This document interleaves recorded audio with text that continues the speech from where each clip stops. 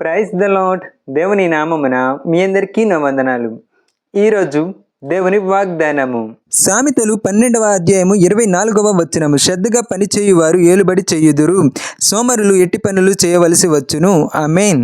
ఈ వాక్యము ద్వారా యేసుక్రీస్తు వారు ఈరోజు మనందరితో ఏం మాట్లాడుతున్నారంటే, శ్రద్ధగా పని చేయువాడు ఏలుబడి చేయుదురు, సోమరులు ఎట్టి పనులు చేయవలసి వచ్చును అని చెప్తున్నారు. కాబట్టి ఈ లోకానుసారంగా నీవు ఉద్యోగం చేస్తున్నావో అది చిన్నదే కానీ పెద్దదే కానీ నీవు చేస్తున్న పనిలో నీవు ఓపిక కలిగి ఉన్నట్లయితే ఒకానొక సందర్భంలో దేవుడు నిన్ను హెచ్చరించినప్పుడు ఆ ఉద్యోగంలోనే నీవు ఏలుబడి చేసే స్థానానికి కూడా వెళతావు అని చెబుతున్నారు. కాబట్టి లేదా ఈరోజు నీవు దేవుని సేవ చేస్తున్నట్లయితే సేవ అంటే వాక్యం ఎత్తడమే కాదు, ఆయన సన్నిధిలో ఏ పని చేసినా సేవే. కాబట్టి నీకిచ్చిన పనిలో నీవు శ్రద్ధ కలిగి ఉన్నట్లయితే నిన్ను కూడా ఆయన వాడుకోవడానికి సిద్ధంగా ఉన్నాడు.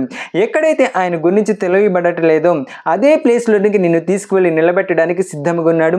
నీతోనే మాట్లాడడానికి సిద్ధంగా ఉన్నాడు. నీ వల్ల ఆ జనాంగాన్ని మార్చడానికి సిద్ధంగా ఉన్నారు. కాబట్టి నమ్మి విశ్వసిస్తున్నట్లయితే విశ్వాసంతోటి ప్రార్థన చెయ్యి. అలా కాకుండా ఆయన ఇచ్చిన పనిని నీవు పక్కన పెట్టి సోమరివై ఈ లోకంలో తిరుగుతున్నట్లయితే ఆయన నిన్ను ఎలా వాడుకుంటాడు? దేవా నన్ను వాడుకో అంటే ఎలా వాడుకుంటాడు?